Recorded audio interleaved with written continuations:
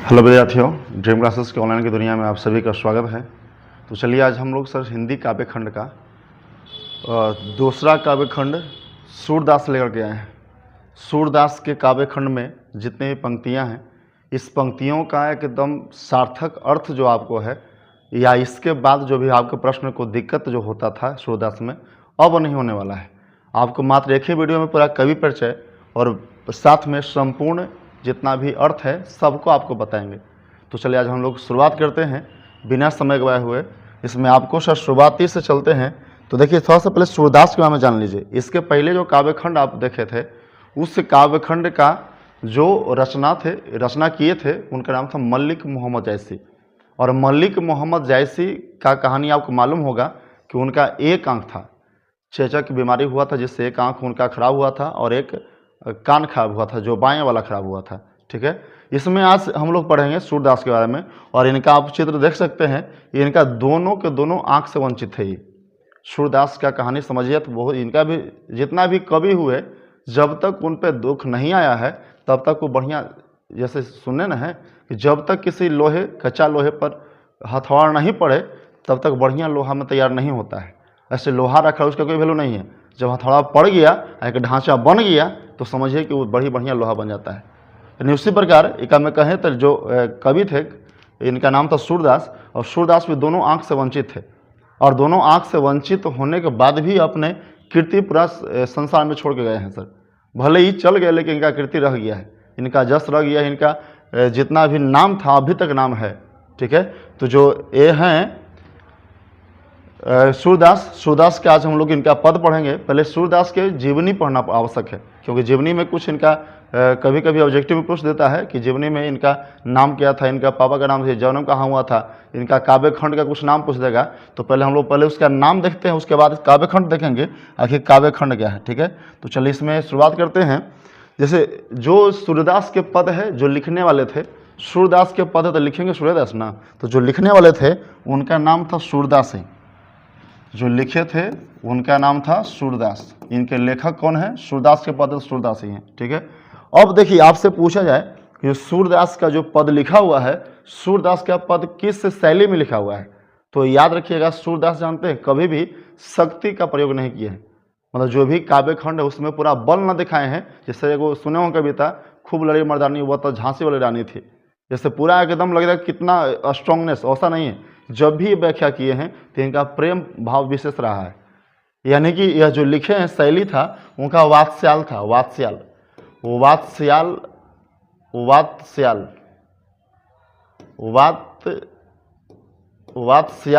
भाव इनका था। और यही वात्स्याल भाव के साथ प्रेम श्रृंगार को जोड़ते थे हमेशा। प्रेम श्रृंगार क्या जोड़ते थे? प्रेम श्रृंगार। यानी इनका भाव जो था, लिखने का शैली था, वह वात्स्याल शैली था। ठीक है, आपसे बोले कौन सा शैली में लिखा गया, वात्स्याल। कौन सा भाव में लिखा गया? वात्सल भाव। ये विनय भाव दिखाते थे, नॉर्मल कि हर एक बात का एक विशेष प्रेम वाला अर्थ निकले, न कि ऐसा सब बात लिख दीजिएगा में कविते पढ़ के आदमी पूरा एकदम जुनून हो जाए, क्या चुका उठा के एकदम उड़ा ही देवे करेंगे। तो वैसा नहीं लिखते थे, तो पूरा नॉर्मल भाव से लिखते थे। तो इनका आपसे पूछे शैली कैसा, तो वात्स्याल प्रेम श्रृंगार में लिखते थे। चलिए अगला देखिए, आपसे बोले इस कवि की थे सूरदास। सूरदास के बचपन का नाम जो था, इनका बचपन का नाम था मदन मोहन इनके बचपन का नाम था। किनके? सूरदास के बचपन का नाम क्या था बाबू? मदन मोहन। ठीक है, सूरदास का जन्म कब हुआ था, तो जन्म आपसे पूछे तो बताइएगा 1478 ईस्वी में इनका जन्म हुआ था। और जो भी ये सब अनुमानता है, जितना भी है ना, ये सब अनुमानता है, कोई कंफर्म डेट नहीं देता है। यह इनका जन्म हुआ था 1478 ईस्वी में, इनका निधन हुआ 1583 ईस्वी में। 1478 में इनका जन्म हुआ और मृत्यु का हुआ बाबू 1583 ईस्वी में। ठीक है, अच्छा इनसे आपको से पूछा जाए कौन जाति के थे, तो जाति थे ब्राह्मण से। ब्राह्मण थे, ब्राह्मण में लगाते थे दास, ब्राह्मण जाति के थे ब्राह्मण जाति के, लेकिन दास लगाते थे। और सूरदास ब्राह्मण लोग ऐसे भी ज्ञानी होते हैं विशेष। देखिए, तो इसमें जन्म उनका हुआ था 1478 में, मृत्यु हुआ 1583 में। आपसे पूछा जाएगा कि जन्म स्थान, जन्म उनका कहाँ हुआ, जो लेखक सूरदास का जन्म कहाँ हुआ, तो जो जन्म हुआ सर, इनका जन्म हुआ था दिल्ली के, जो दिल्ली शहर है ना, दिल्ली शहरिया से कुछ गाना सुनना होता है, दिल्ली शहर है, दिल्ली शहर के नज़दीक ही एक सिही नामक ग्राम है सर, दिल्ली शहर के नज़दीक सिही नामक ग्राम है। वही सिही नामक ग्राम में, सिही ग्राम में उनका जन्म हुआ था। किनका? सूरदास का जन्म हुआ कहाँ? सिही नामक ग्राम में। अब इनका मृत्यु कहाँ हुआ? तो 1583 ईस्वी में गोवर्धन पर्वत के नज़दीक एक ग्राम पड़ता है, गांव पड़ता है, उसका नाम है पारसोली ग्राम। क्या नाम है? वो है पारसोली ग्राम। और पारसोली ग्राम में इनका मृत्यु हुआ था। आपसे पूछा जाए जन्म कब हुआ? 1478। मृत्यु कब हुआ? 1583। जन्म स्थान है, जन्म कहाँ लिए थे? तो दिल्ली शहर के नज़दीक ही सिही नामक ग्राम है, वहीं पे इनका जन्म हुआ था। निधन स्थान पूछे आपसे, तो निधन स्थान के मतलब कि कहाँ उनका मृत्यु हुआ? तो गोवर्धन पर्वत के नज़दीक में, गोवर्धन कहीं लिखा था कि गोवर्धन पर्वत के नज़दीक में पारसोली ग्राम है, जहाँ पारसोली ग्राम जहाँ रहते थे वहीं मृत्यु हुआ था। अभी आपको निवास स्थान नहीं पता है, तो जन्म स्थान पता है। जन्म हुआ वहीं आदमी थोड़ा रहता है, जन्म कहीं और होता है, रहता है कहीं और है, तो जगह परिवर्तन होते रहता है। तो इसमें देखिए जन्म पूछेगा तो सिही नाम ग्राम बताइएगा, और मृत्यु का हुआ वो गोवर्धन पर्वत पारसोली ग्राम में मृत्यु इनका हुआ। ठीक है, चलिए आगे देखते हैं। अगला इसमें प्रश्न है आपका, निवास स्थान कहाँ रहते थे? जन्म तो हुआ, आप देखें, मृत्यु जन्म कहाँ हुआ? दिल्ली के सिही में। मृत्यु कहाँ हुआ? मृत्यु बताइए आप लोग, मृत्यु कहाँ हुआ? पारसोली ग्राम में, गोवर्धन पर्वत के नज़दीक। यदि आपसे बोले निवास स्थान कहाँ रहते थे, जन्म हुआ दिल्ली के सिही नाम जगह पर, लेकिन मृत्यु कहाँ हुआ, मतलब मृत्यु का निवास कहाँ रहते थे, तो बताते आपको हैं कि रहते थे, जानते हैं सर, रहते तो थे उत्तर प्रदेश में। उत्तर प्रदेश में सब जगह है। आप कभी नाम सुने होंगे, कभी कहाँ हमेशा सुनते हैं, वृंदावन के नाम सुने ना है? वृंदावन में रहते थे। वृंदावन के ब्रज क्षेत्र में गाय घाट में रहते थे, गाय घाट में। ठीक है, और यह कभी कभी पारसोली ग्राम भी जाया करते थे, पारसोली ग्राम में भी रहते थे, मतलब दोनों जगह पे ही रहते थे सर। कौन रहते थे?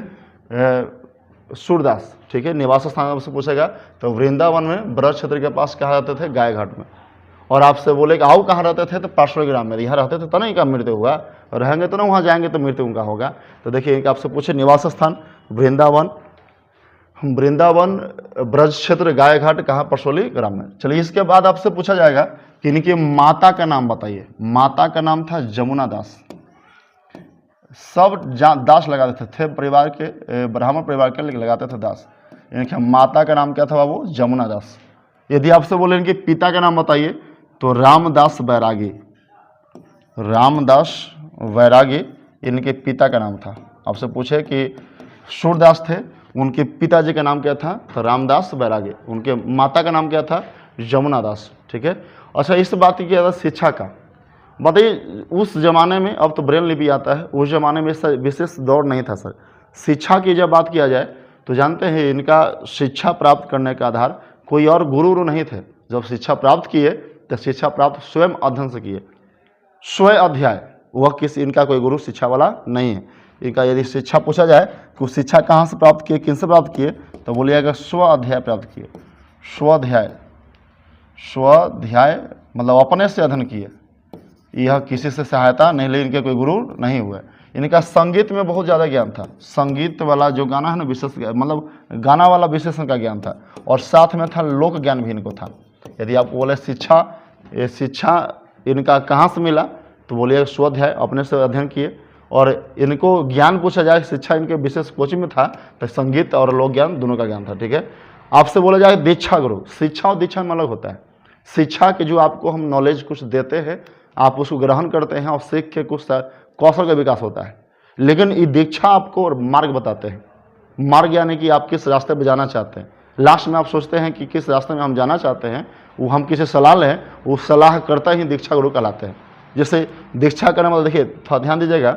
जैसे सूरदास थे, ब्राह्मण परिवार के थे।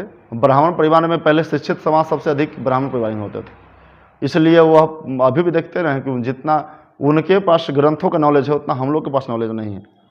जो ब्राह्मण लोग नहीं हैं उनके पास नॉलेज नहीं है। ठीक है, तो जानते हैं दीक्षा गुरु थे।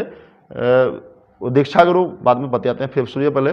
जो सूरदास थे, सूरदास ब्राह्मण परिवार के थे, और इनके गार्जियन जो भी होंगे भोन भान तो नहीं होंगे, समझदार होंगे। तो जो समझदार थे तो कहे कि देखिए इसका जीवन यापन करने का एकमात्र उपाय जिससे पहले का अपना अपना, तो इनका रुचि जो था, रुचि के अनुसार इनका पहुंचा दिया गया मठ में। मठ के मेन जो वहाँ संभालने वाले थे उनका नाम था महाप्रभु वल्लभाचार्य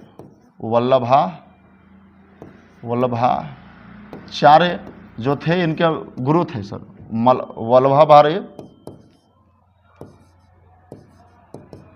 वल्लभाचार्य इनके गुरु थे। किनके गुरु बाबू? सूरदास के। तो उनके यदि जहाँ मठ में गए, उस मठ का मेन मठाधीश कौन थे? महाप्रभु वल्लभाचार्य। और महाप्रभु वल्लभाचार्य थे जो थे, उन्होंने इनको रखा सूरदास को, और सूरदास वहाँ रह के काफ़ी नॉलेजेबल हो गए। नॉलेज उनका कम नहीं है। 1509 से 1510 तक यह उनके पास रहे और दीक्षा प्राप्त किए। आपसे बोलेगा कि 1500 कब से कब दीक्षा प्राप्त किए, तो 1509 से कितना बाबू? 1510 तक। 1509 से 1510 तक शिक्षा प्राप्त किए, दीक्षा प्राप्त किए। कौन प्राप्त किए? सूरदास। किनसे प्राप्त किए? महाप्रभु वल्लभाचार्य से। ठीक है, तो महाप्रभु वल्लभाचार्य से प्राप्त किए सूरदास से। जानते, इन्हीं का एक बेटा था, उनका नाम था विट्ठलनाथ, जो सूरदास से काफ़ी प्रभावित थे। प्रभावित कहने का मतलब उनका ज्ञान देख देख के वह लोभान्वित थे कि बहुत अच्छा ज्ञान इनके पास है। तो जानते हैं, विट्ठलनाथ ही जो उनके थे, वह बाद में जाकर के फिर उनको अपना मठाधीश का गद्दी बैठा दिया था। किनको? सूरदास को। ठीक है, पहले इतना बात समझ लेते। पहले निवास स्थल समझ में आया, वृंदावन ब्रज क्षेत्र में। माता का नाम जमुना दास, पिता का नाम रामदास बैरागी। शिक्षा स्वाध्याय किए थे। दीक्षा गुरु कौन थे? महाप्रभु वल्लभाचार्य। बोलेगा कि महाप्रभु वल्लभाचार्य थे, वह किस मार्ग के संस्थापक थे? तो पुष्टि मार्ग के संस्थापक, या पुष्टि मार्ग कवि कह सकते हैं। पुष्टि मार्ग के संस्थापक थे या पुष्टि मार्ग के कवि थे। ठीक है, तो जानते हो, जब मठाधीश बना दिया गया इनको, सूरदास को बनाए कौन? विट्ठलनाथ, जो किनके बेटा थे सर? विट्ठलनाथ जो किनके बेटा थे? महाप्रभु वल्लभाचार्य के। वह प्रभावित सूरदास से, उनको गद्दी बैठा दिए। और गद्दी पर बैठाने के बाद जानते हैं, उनको जब सोचिए कि जब आप कोई बात पढ़िएगा और पढ़िएगा, जब तक किसी को आप बता नहीं देते हैं, तब तक आपको नॉलेज स्थिर न रह जाता है सर। तो जानते हैं, जब जब मठाधीश बनने होंगे तो सबको ज्ञान देते होंगे, उसमें ज्ञान का विकास विशेष होता है। तब उस तरह से उनका और कृतियाँ, मतलब उनके अंदर नॉलेज का और विशेष कौशल का विकास हुआ। ठीक है, तो आगे फिर देखा जाए तो जानते हैं, उनके पास जितना नॉलेज आ गया, नॉलेज में कमी नहीं थी सर। ऐसे ही नहीं, इनका दोनों आँख से नहीं होने के बाद, दोनों आँख उनका नहीं था, दोनों आँख से अंधे थे, फिर भी उनको देखा जाए तो विशेष रूप से उनका नाम खिला। और वही कवि का उपनाम यदि जाना जाए तो उन्हीं कवि को हम कहते हैं हिंदी साहित्य का सूर्य कहा जाता है। यदि आपसे बोला जाए कि हिंदी साहित्य का सूर्य किसे कहा जाता है, तो किनको बोलिएगा आप? सूरदास को बोलिएगा। सूरदास थे, उनको हिंदी साहित्य का सूर्य कहा जाता है। आपसे बोलेगा ये उपनाम बताइए, तो इनको हिंदी साहित्य का सूर्य कहते हैं। हिंदी साहित्य का सूर्य कहते हैं। किनको कहते हैं बाबू? सूरदास को। ठीक है, आपसे बोला वो किस भाषा में लिखा गया था? जो कविता लिखा गया है, तो लिखा गया है ब्रज भाषा में। कौन भाषा में? ब्रज भाषा में लिखा गया है। ठीक है, ब्रज भाषा में लिखा गया है। आपसे बोले कि ये कौन से मार्ग के कवि थे? तो भक्ति मार्ग के कवि थे। भक्ति मार्ग। अब भक्ति मार्ग में बोले किसके? निर्गुण के, सगुण के? तो बताइएगा सगुण के कवि थे। सगुण भक्ति मार्ग के। किसके? सगुण। एगो होता है निर्गुण और क्या होता है सगुण। तो बोले किस मार्ग कवि थे? तो भक्ति मार्ग के। सगुण थे कि निर्गुण थे? तो बताइएगा सगुण कवि थे। ठीक है, चलिए आगे देखिए इसके बाद। फिर इसे में बोले किस काल के कवि थे? तो काल बोलेगा तो भक्ति काल बताइएगा। भक्ति काल। भक्ति काल। और किस युग के कवि थे? तो बोलिएगा मध्ययुगीन कवि थे। मध्ययुगीन। मध्ययुग के कवि थे सर। कौन? सूरदास। किस काल के? तो भक्ति काल के। किस युग के? तो मध्ययुगीन कवि थे। ठीक है, मध्ययुग के कवि थे। अब देखिए बताया कि जब उनके पास नॉलेज का विकास हुआ तो कुछ न कुछ ग्रंथ तो लिखवे करेंगे, और ग्रंथ जब लिखेंगे तो उसी को बोलते कृतियाँ। उनका लिखा गया ग्रंथ का कुछ नाम बताइए जो एकदम विख्यात हुआ है। और विख्यात ग्रंथ एक वो नहीं है, अनेकों ग्रंथ है जो विख्यात हुआ है, लेकिन उसमें कुछ कुछ खास है जिनका अंत नहीं हो सकता है। जो ग्रंथ हो है ना, उनका मतलब अंत तो होना ही है। आज न कभी कृतियाँ मतलब अनेक कवि आते रहेंगे, लेकिन फिर भी इनका जो लिखा गया ग्रंथ है आज कई वर्षों तक अभी चलेगा। जब तक मानव का अस्तित्व, जब तक हिंदी रहेगा, तब तक इनका नाम मिटने वाला नहीं है। कुछ ऐसे ऐसे कृतियाँ लिख चुके हैं। इसमें देखिए, जो सबसे ज़्यादा इनका नामी कृति था, जो सबसे अधिक इनका जो ग्रंथ लिखा हुआ था विशेष विख्यात, वो नाम था सूरसागर। सूरसागर जो लिखा गया था इनका ग्रंथ, वो सबसे खास था। सूरसागर से ही यह सूरदास के पद लिया गया है। सूरसागर था, फिर था सूरसारावली इन्हीं के द्वारा लिखा गया है, सूरदास के द्वारा। फिर आपसे पूछेगा तो आप बताइएगा साहित्य लहरी यही लिखे हैं। और एक और लिखे हैं राधा रस के लिए। ऐसे लिखे और भी ग्रंथ है, लेकिन यदि इतना याद रखते हैं तो आपको प्रश्न नहीं छूटेगा। ठीक है, तो यदि आपसे पूछा जाए तो बताइएगा कि इनके द्वारा कृतियाँ जो प्रमुख में आपको लिखा हुआ है, सब कुछ नाम यदि आपसे पूछा है कि सूरसागर कौन लिखे थे, तो सूरदास। सूरसावली कौन लिखे थे, सूरदास। साहित्य लहरी कौन लिखे थे, सूरदास। राधा रस के लिए कौन लिखे, सूरदास लिखे। ठीक है, चलिए इसके बाद हम लोग आगे देखते हैं कि इनका रुचि किस में था। ठीक है, तो रुचि देखा जाए तो इनका रुचि पर्यटन में था। सर, इनको घूमने में बहुत विशेष मन लगता था। पर्यटन मतलब पूरा जहाँ तहाँ संसार घूमने में। और इनको और रुचि था सत्संग करने में रुचि था। ये देखते थे कहीं साधु संत है तो वहाँ जाकर बैठते थे। ठीक है, सत्संग का विशेष इनको रुचि था। और साथ ही में देखा जाए तो इनके सत्संग के साथ साथ कृष्ण भक्ति विशेष करते थे। कृष्ण भक्ति विशेष करते थे। और इनको और देखें, कृष्ण भक्ति के साथ साथ तो यह वैरागी जीवन इनको व्यापन करना सबसे अच्छा लगता था। वैरागी समझते ना है, सब कुछ छोड़ा के स्वतंत्र। इनके मम्मी थे, पापा थे, फिर भी देखिए कि आप जाकर मठ में रहते थे। ठीक है, तो इनको रुचि देखा जाए पर्यटन में था, सत्संग में था, कृष्ण भक्ति में था, और क्या था, वैरागी बनना चाहते थे। इनका स्वभाव कैसा था, तो स्वभाव बताया ना कि नॉर्मल स्वभाव का। इनका कविता भी सब नॉर्मल लिखा जाता है, यह विशेष किसी को कोई बात बताते नहीं थे। देखिए स्वभाव की बात करें तो स्वभाव में थे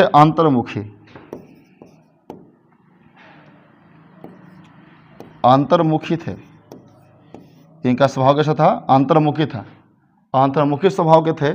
और इनका और बात करें स्वभाव में अंतर्मुखी स्वभाव के थे। ये ज़्यादा इनका भी पास अभिमान नहीं था, निर्भिमानी थे। इनका पास घमंड नहीं था सर, निर्भिमानी थे। क्या थे, निर्भिमानी। इनके पास कोई घमंड उमंड नहीं था, यह बिना अभिमान के थे। इनके पास कोई घमंड नहीं था, बहुत शांत स्वभाव के, बड़ी मीठा स्वभाव के थे। यह किसी से लड़ते झगड़ते नहीं थे। ठीक है, इनका किसी से कोई भी विशेष लगाव टूटता उठता नहीं था, यह सबसे मिलाप रखते थे। ठीक है, तो स्वभाव से पूछा जाएगा तो अंतर्मुखी, ये अपने मन की बात को किसी को बताते नहीं थे। जैसे आप सुने ना है वो रहीम के दोहा है, रहीमन निज मन की व्यथा मन ही रखो गए, सुनी सब अठ लई है बाटी सके न कोई। यानी कहने का मतलब कि वही बतिया समझते थे कि रहीमन कहते थे। रहीम एक थे सबसे बड़ा, देखिए क्यों नाम सुने होंगे, रहीम एक कवि थे। उनके द्वारा जो लिखा गया दोहा है उसमें कहता है कि जितना मन के बात है मन ही में रखिए। यदि आप किसी को सुनाते हैं तो आपके दुख को बांटेगा नहीं कोई, बस उस दुख को पर मजाक उड़ा देगा। इसलिए आप किसी को बात बताइए नहीं, अपने मन के दुख अपने मन में रखिए, जब समय आएगा वो अपने आप ठीक हो जाएगा। ठीक है, चलिए इसके बाद आगे चलते हैं। इसके बाद इसमें कुछ और देख लेते हैं।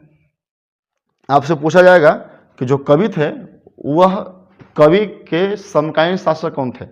समकालीन शासक कहने का मतलब कि जिस समय वह शासन, मतलब जिस समय वह थे उसमें राजा कौन था। तो जानते हैं इसमें अकबर के समकालीन शासक है, उसमें अकबर थे सर। कौन थे, अकबर के समकालीन शासक हुए, मतलब इनके समकालीन, इनके काल में अकबर राज करते थे। तुलना यदि किया जाए तो ऐसी बात पर ध्यान दीजिएगा, तुलना वाला बात। जानते हैं हम बताएं कि सूरदास का लिखा हुआ जितना कृतियाँ हैं वह काफ़ी विख्यात हुआ है, और काफ़ी विख्यात इतना कि हिंदी साहित्य का सूर्य कहा जाता है। यानी कहने का मतलब जितना हिंदी में लिखा गया ग्रंथ है ना, वह हिंदी ग्रंथों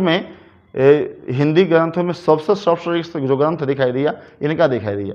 और जानते हैं जैसे हम बताए भी विठलनाथ आपको बताए थे। विठलनाथ कौन थे, उनके सुपुत्र थे महाप्रभु वल्लभाचार्य का। और बताया कि इन्होंने उनको मठाधीश बना दिया था। ठीक है, और मठाधीश बना दिया तो ध्यान दीजिएगा, वही विठलनाथ है ना, वो 8 गो कवियों का संग्रह बनाए थे। कहे थे कि 8 कवि वो है जो सबश्रेष्ठ जो है उनका एक संग्रह लिए, और 8 कवि को जो संग्रह चुने उसमें सबसे शीर्ष पर जो बनाने वाला थे, वो जिनको बनाया था विठलनाथ ने, वो कौन थे? सूरदास। यानी यह और विठलनाथ 8 कवि को समूह बनाए, उसको बोला गया अष्टछाप। अष्टछाप, यदि आपसे बोलेगा अष्टछाप कौन समूह बनाए थे सर, तो बनावल गया कौन बनाए थे? विठलनाथ। लेकिन अष्टछाप के सर्वश्रेष्ठ कवि कौन हुए? जिसने सुना कि पूरा पृथ्वी पर 8वां अजूबा, वही 8 को अजूबा ढूंढल गया था, 8 कवि ढूंढल गया था, उसमें 8 में सर्वश्रेष्ठ कवि किनको कहा गया? सूरदास को कहा गया। ठीक है, अब आपसे पूछा जाएगा कि वह सर्वश्रेष्ठ कवि थे तो इनका तुलना किससे देखा गया? तो जानते हैं उस जमाने में कहा जाता है कि जो तुलना देखा जाए तब जितना संस्कृत में वाल्मीकि का नाम है, वाल्मीकि रामायण लिखे थे, और रामायण कितना विख्यात है आप सभी को पता है, तो जितना वाल्मीकि का नाम है ना संस्कृत में, उतना ही नाम इनका है, किनका? कवि का? सूरदास का। और जो सूरदास हैं यह अपने कृतियाँ से बताए हैं कि हम क्या हैं सर, यानी इनका तुलना किया जाता है किसे? वाल्मीकि से। कहता है कि जो गुणवान जितना गुण, जैसे संस्कृत का वाल्मीकि सर्वश्रेष्ठ है, वैसे हिंदी का सर्वश्रेष्ठ कौन है? सूरदास है। ठीक है, तो यदि आपसे बोले किससे तुलना किया गया है तो वाल्मीकि से। महर्षि वाल्मीकि आप नाम जानते होंगे, महर्षि वाल्मीकि से तुलना किया गया है। इनका बड़ाई करने वाला थे, आप हिंदी में देखिएगा साफ साफ लिखल है कुछ बुक में, हजारी प्रसाद द्विवेदी इनको बड़ाई किए हैं विशेष रूप से, कि महान कवि हैं, शब्द शब्द को जोड़ते हैं, इनके बात में विशेष भाव निकलता है, बड़ाई वही किए थे सब। ठीक है, और जानते हैं यही जो है ना सूरदास, इनको जो भाषा का प्रयोग करते थे ब्रज का, तो ब्रज भाषा को जो सबसे विख्यात बनाने वाले थे तो कोई और नहीं थे, यही थे सर। कौन थे? सूरदास। ठीक है, चलिए अब सूरदास की कुछ पंक्ति को देखते हैं हम, हैं जो पंक्ति इनके द्वारा लिखा गया था। पंक्ति जो लिखा गया था इसका हम लोग अर्थ समझने का प्रयास करते हैं। इनका पंक्ति है जो सबसे पहले देखिए, थोड़ा सा आप समझिएगा, यह अपने काव्य खंड में 2 भाग बनाए हैं, भाग 1 और भाग 2। भाग 1 जो है, इस भाग में उन्होंने बस इतना कल्पना बताया है, जैसे आप जितना भी भगवान कृष्ण की जितना भी आप कृतियाँ देखते ना हैं, भगवान कृष्ण की छोटा बचपन में कितना नटखट किए, का किए ना किए, वो कोई और ना लिखे थे, सूरदास लिखे थे। सूरदास के ही बात बताने के बाद भी हम समझते हैं कि जो छोटे बालकृष्ण थे वह कितना मतलब अच्छा लगते थे, छोटा बच्चे में कितना लोभान्वित करते थे, कितना वह अच्छा लगते थे विशेष रूप से। ठीक है, तो कोई और नहीं थे, कौन थे? सूरदास, जो उनके बारे में लिखे थे। देखिए इसमें जिनका भाग 1 है, इसमें वो व्याख्या करते हैं कि यशोदा माँ उस यदि भगवान कृष्ण को कैसे जगाते हैं, उस बातों का इसमें उल्लेख किया गया है। यशोदा माँ कृष्ण भगवान को जगा रहे हैं और जो बात बोल रहे हैं उसका लेकर इसमें उल्लेख किया गया है। और जो अगला भाग है, अगला भाग इसमें बताया गया है कि नंद जो है, उनके पिताजी थे, नंद जो उनको पाले थे, जो पिताजी हुए वो पाले, तो बोला गया है कि वो पाले हैं तो वो अपने गोद में भगवान कृष्ण को बैठा कर खिलाते हैं, तो खिलाने का जो अनुभूति फील होता है उस बात में व्याख्या करते हैं, कैसे भगवान कृष्ण खाते हैं और पहला में कैसे जगाया जाता है। ठीक है, चलिए दोनों को समझते हैं। देखिए पहला आपका लाइनिंग है, पहला कि जागिए ब्रज राजकुमार कमल कुसुम फूले। देखिए यशोदा माँ भगवान कृष्ण को जगा रहे हैं, और देखिए क्या बोल रहे हैं, जागिए का अर्थ समझते होंगे, ब्रजराज यानी ब्रज के राजा, ब्रज क्षेत्र के राजा ब्रजराज कुमार कमल कुसुम फूले। कमल समझते ना हैं, कमल यानी कमल के फूल, यानी पहला बात बोला है कि हे ब्रज के राजकुमार, इसमें है हे ब्रज के राजकुमार जागिए, कमल के फूल खिल चुके हैं, तालाब में कमल के फूल खिल चुके हैं। दूसरा लाइन है कुमुद वृंत संकुचित भय। कुमुद बोलते हैं रात रानी का पुष्प होता है, जिसको रात में जो पुष्प फूलता ना है उसको बोलते हैं कुमुद। तो जो कुमुद है जो रात में भले खिलेगा लेकिन दिन में आते क्या हो जाता है, संकुचित हो जाता है, मुरझा जाएगा। तो इसमें वही बोल रहे हैं कि हे ब्रज के राजकुमार जागिए, कमल के फूल खिल चुके हैं, कुमुद वृंत संकुचित भय, जितना रात रानी का जो पुष्प था वह संकुचित हो गए हैं। भृंग लता भूले, भृंग नहीं होता भौरा, भौरा लत्तर के चारों तरफ क्या होते हैं, मंडराने लगे हैं। अब तो जाग जाइए, रिक्वेस्ट कर रहे हैं। अब बताइए हमने कि मम्मी पापा इतना रिक्वेस्ट करते हैं, यदि गलती से यदि लेट हो गया तो ठीक है, जग गया बोले से तो ठीक है, न मम्मी झाड़ू लगाते झाड़ू से बात झाड़ू बराबर कर ले, नहीं तो कहीं लाठी उठी तो धरकर लठफस देते हैं।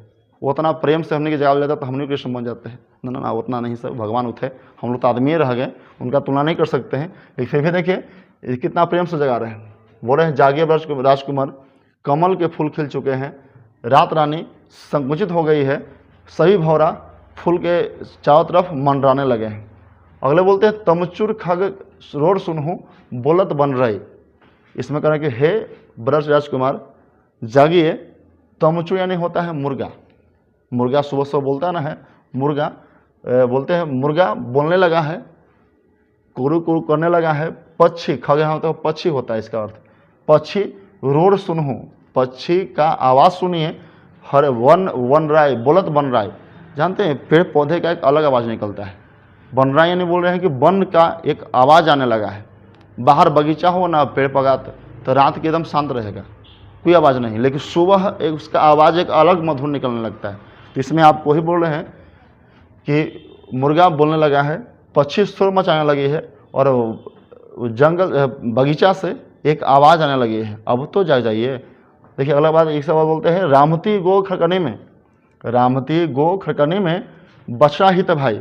रामना यानी देखिए जब भी गाय के बछड़ा दूर रहता है तो रामना, इसको हम लोग बोलते हैं कि विशेष रूप से हकड़े में लगल है, वो रामती है, राम रही है, यानी बोल रहे हैं कि राम रही है कौन, गाय खड़कनी में अपने गौशाला में क्या रही है, राम रही है। बछड़ा हित भाई, अपने बछड़ा के पास जाने के लिए। इसमें कहते, इस लाइन का अर्थ समझिएगा, रामती गो खड़कनी में यानी गौ यानी गाय गौशाला में राम रही है अपने बछड़े के पास जाने के लिए।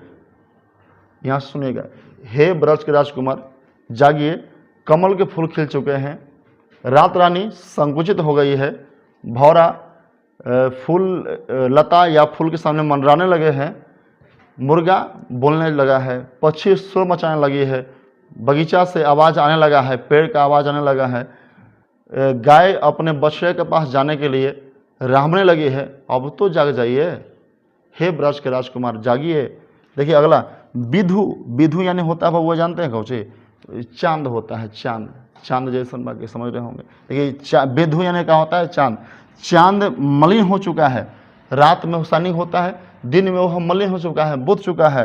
रवि यानी जानते हैं सूर्य का परिवाच्य शब्द है रवि, बोले हैं कि रवि जो सूर्य है यह प्रकाशमय हो गया है। गावत नर नारी, गावत नर नारी के मतलब कि जितना व्यक्ति थे वह भोरे भोरे उठ के गाना गावे लगे हैं, यानी बोल रहे हैं कि चांद मलिन हो चुका है, चांद धुंधलापन हो चुका है, रात में प्रकाशित होता है, दिन में कहा जाता है, और सूर्य का प्रकाश पृथ्वी पर चारों तरफ फैल गया है।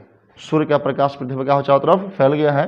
बोला फिर बोले गावत न नारी, सब सुबह सुबह जा करके गाना गाने लगे हैं, जितने नर नारी थे सब गाना गाने लगे हैं। ठीक है, तो इसमें वही बोला गया है कि अच्छा अब नर नारी गाने गाते हैं सर, पहले होते थे, पहले भोरे उठ के जय हनुमान ज्ञान गुण सागर मारने लगते थे, लेकिन अब ऐसा नहीं है, अब तो डायरेक्ट निकालिए रील बजे लगता है।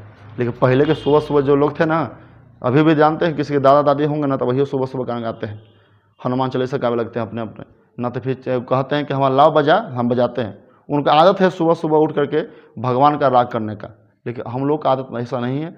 उठिए और रील निकालिए, बढ़िया रील करने होता है वो देखिए सर। तो देखिए कहने का प्रयास करें इसमें कि जितना चंद्रमा मलिन हो चुका है, सूर्य का प्रकाश पूरा पृथ्वी पर फैल चुका है, सभी नर नारी गाने लगे हैं, अब तो जागिए। अगला देखिए, अगला बोलते हैं हे सूर्य के श्याम, सूर्य यानी अपने से तुलना करें, अपना सूर्य का श्याम यानी कि सूरदास का श्याम, बनावल उन्हीं का ना, ज़्यादा विशेष उनका कृत्य लिखा हुआ ना है।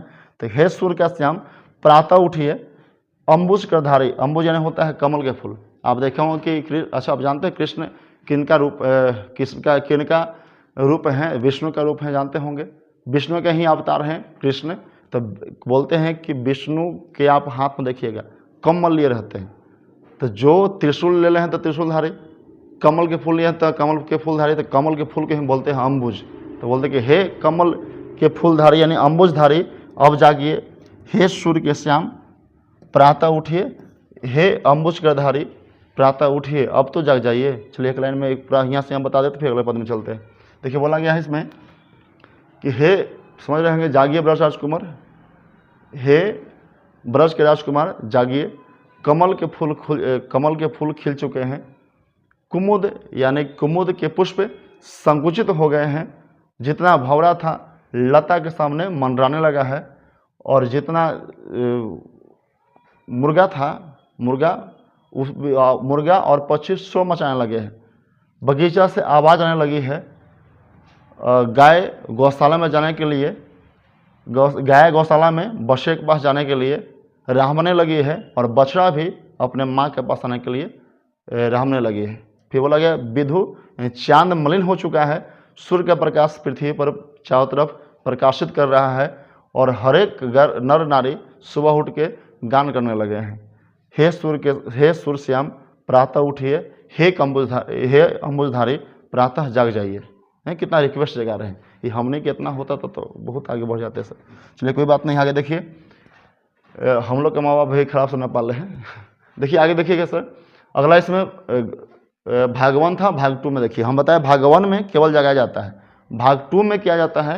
भाग 2 में वह नंद जो है, उनके पिताजी जो हुए, जो पाले पोसे थे, उनके पिता जो थे वह इनको खिलाते हैं, और खिलाने का जो भाव होता है उस भाव को बता रहे हैं। कौन बता रहे हैं? सूरदास। सोचिए सूरदास के पास नेत्र नहीं है, फिर भी इतना अच्छा भाव स्पष्ट कर रहे हैं। देखिए आगे देखिए, इसमें लाइन समझते हैं। ये बोला गया है जयवंत श्याम नंद की कनिया, जयवंत श्याम नंद की कनिया। कनिया मतलब समझ जाऊँ कि नंद की कनिया यानी यशोदा नहीं सर, कनिया मतलब होता है गोद होता है। क्या होता है? गोद। तो बोलते हैं कि जयवंत यानी होता है खिलाना पिलाना। बोलते हैं कि श्याम को नंद अपने गोद में बैठा करके भोजन करा रहे हैं, खिला रहे हैं, पिला रहे हैं, यानी कि वही नंद के गोद में श्याम बैठ करके अपना भोजन का सेवन कर रहे हैं, भोजन कर रहे हैं। उसमें बोलते हैं कछु खात कछु धरने गिरावत, छवि निरखित नंद रनिया, यानी वह जो कृष्ण भगवान कृष्ण हैं वह नंद के गोद में बैठ करके कुछ खाते हैं और कुछ धरती पर गिराते हैं, और यह जो छवि बन रहा है इस छवि को निरख रहे हैं, देख रहे हैं अच्छे से। कौन कौन देख रहे हैं? नंद और उनके रानी यानी नंद और वह जो यशोदा माँ थे, दोनों उनकी छवि को देख रहे हैं। अगला बोलते हैं बड़ी, बड़ी समझते होंगे सर, बड़ी बना होता है। फिर बोलता है बेसन का बड़ा, बड़ी बेसन बहु भातनी, व्यंजन विधि अंगनिया, मतलब बड़ी रखा हुआ है, बेसन रखा हुआ है, अनेक प्रकार के व्यंजन उनके आंगड़ी में रखा हुआ है, आगे रखा हुआ है। फिर बोलता है डारत खात लेत अपने कर, डालते हैं अपने से फिर खाते हैं, और फिर बोलते हैं कि अपने कर रुचि मानत दही दोनिया। देखिए बोलते हैं कि अब डारत डालते हैं, खाते हैं, लेते अपने ही से हैं, और रुचिमान जो उनका सबसे रुचिमान चीज़ है वह दही होता है। जानते हैं कि मक्खन का सबसे प्रेमी, मक्खन का कोई प्रेमी विशेष रूप से है तो श्याम है, ठीक है। तो बोलते हैं कि हमें जो उनका रुचिमान चीज़ था, दही था, उस दही का सेवन करने का सेवन कर रहे हैं। तो हम बोल रहे हैं कि अपने से डालते हैं, भगवान कृष्ण अपने से डालते हैं, खाते हैं, फिर लेते हैं, और कुछ ज़मीन पर छोड़ते हैं, या कुछ मुख में जाता है, और इनका जो सबसे अच्छा वाला चीज़ था दही को भी उसके व्यवस्थित करते हैं, खाते हैं और ज़मीन पर छोड़ते हैं, ठीक है। और अगले बोलते हैं कि मिश्री दही माखन मिश्रित करें, मतलब मिश्री दही माखन को मिला देते हैं, और मिला के मुख नावत छवि धनिया, यानी कि मिश्री दही माखन मिश्रित करी, यानी सबको मिला देते हैं और वह अपने मुख में डालते हैं, खाते हैं, और ये खाने का जो छवि बन रहा है यह धन्य है। इस छवि को देखने में ही अलग आनंद आएगा। वह छवि बन रहा है जो एकदम धन्य है, भगवान का एक अनोखा छवि बन रहा है जो अपने से खाने खा रहे हैं मिला मिला के, ठीक है। एक बार लाइन समझिएगा। फिर बोला गया आपुन खात नंद मुख नावत, कुछ अपने खाते हैं और कुछ नंद अपने पिताजी के मुख में देते हैं। सो छवि कहत न बनिया, यानी कि इस छवि को जो बन रहा है कि कुछ अपने खाते हैं कुछ नंद के मुख में डालते हैं, यह छवि अपने शब्दों में अपने कलम से इस बात का व्याख्यान नहीं कर सकते हैं कि वह कितना सुंदर छवि बन रहा है। यह हमारे बातों से नहीं बन रहा है कि हम कितना बता दें कि कितना सुंदर छवि बन रहा है, ठीक है। देखिए के बाद बोलते हैं जो रस नंद जसोदा बिलसत, जो यह खाना पीना खिलाने के जो आनंद है, यह जो रस नंद यशोदा उनकी माँ और पिता इस आनंद को जो ले रहे हैं, सो नहीं तिहु भुवनिया, जो आनंद देखिए जो रस नंद जसोदा बिलसत, सो नहीं तिहु भवनिया, यानी कि कहते हैं कि जो रस वह भुगत रहे हैं, जो यह आनंद उनको मिल रहा है भगवान कृष्ण को खिला के, वह आनंद इस त्रिलोक में किसी जगह पर नहीं है। पृथ्वी के किसी कोने पर, इस त्रिलोक के किसी ब्रह्मांड में किसी कोने पर यह आनंद आपको नहीं मिल सकता है। यह बोलता है सो नहीं तिहु भुवनिया, कि तीनों लोक में, त्रिलोक में कहीं जगह ऐसा नहीं है कि जहाँ इसका आनंद कोई ले सकता है। जो आनंद भोग रहे हैं सब कोई जानते, वो भी जानते थे कि भगवान कृष्ण हमारे यहाँ है, तो इतना इसी उसका प्यार हो रहा है, उनको प्यार हो रहा है। तो देखिए बोलते हैं वही कि जो रस, जो भाव या जो आनंद वह प्राप्त कर रहे हैं वह तीनों लोक में कहीं नहीं है। देखिए अगला लाइन है, भोजन करे नंद अचमन लीन हो मांगत सो जुठनिया। यानी देखिए यह यहाँ पर रिक्वेस्ट कर रहे हैं, यहाँ पर जो सूरदास हैं कहते हैं कि जो नंद हैं वह भोजन कर रहे थे किनके साथ, भगवान कृष्ण के साथ। तो भगवान कृष्ण क्या कर रहे थे कि कुछ अपने खा रहे थे या कुछ मुख में नंद उड़ा रहे थे। नंद उनके पिता जो डाल रहे थे मुख में, तो कहते हैं, यही कवि बोलते हैं कि भोजन करे नंद अचमन, जब नंद उनके साथ भोजन कर ले तब भोजन करने के बाद जो अचमन हो, जो जूठा हो, वह जूठा को जूठनिया मांग रहे हैं। सुर श्याम जो सूरदास हैं ये मांग रहे हैं कि जो नंद कभी खाना खा ले तो एक कोवर, एक निवाला हमें भी दे दीजिए, ताकि वह क्षण को हम प्राप्त कर सके, उनके जूठे को प्राप्त करके हम धन्य हो जाएंगे। यहाँ मैं भोजन करिए नंद अचमन लीन हो, मतलब जब नंद वह भोजन को करके अचा लेंगे, धो लेंगे, अचाना होने के वर्ड जानते हैं, होता होगा। फिर देखिए मांगत सूर जूठनिया, वही जूठा को सूर्यश्याम कहते हैं कि हमको एक जूठा दे दीजिए तो हम भी यह भवसागर पहुँच जाते और हम भी धन्य हो जाते। उम्मीद है सही बात को समझ रहे होंगे। चलिए एक लाइन में हम आपको इसको हाईली अर्थ बता देते हैं। देखिए इसमें कह रहे थे, हे ब्रज के राजकुमार जागिए, कमल के फूल खिल चुके हैं, जितना भी था, जितना रात रानी थी वह पुष्प संकुचित हो चुके हैं, जितना भंवरे थे वह लता के सामने मंडराने लगे हैं, और जो मुर्गा और पक्षी शो मचाने लगे हैं, जंगल से आवाज़ आने लगी है।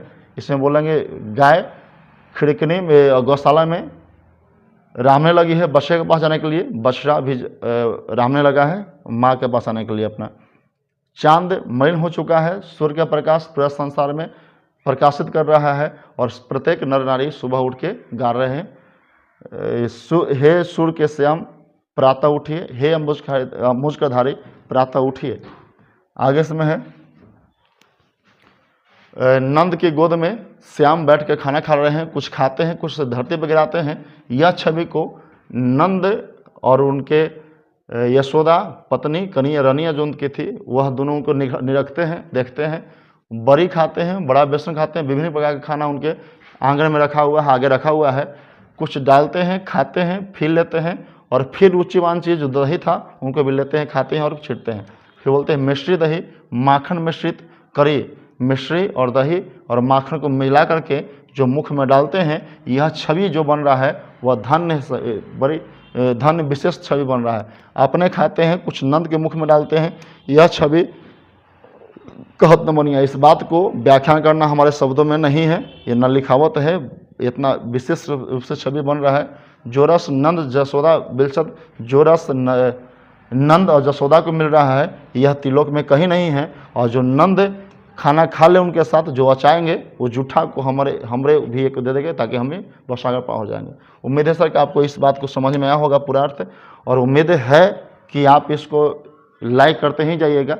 सेशन में आपको पसंद आया होगा तब, नहीं पसंद आया तो आप तो लाइक नहीं करिएगा सर। लेकिन यदि आपको अच्छा लगा है, यदि आपके न्यू विद्यार्थी सब्सक्राइब कर लीजिए, और आपको जितना काव्य खंड का लेसन 13 खंड है, 13 गो आपको है, सबको इतना ही अच्छा से आपको धीमे धीमे हर एक लाइन का अर्थ बताएंगे, ताकि इसके बाद जो प्रश्न आवे आपसे नहीं छूटे।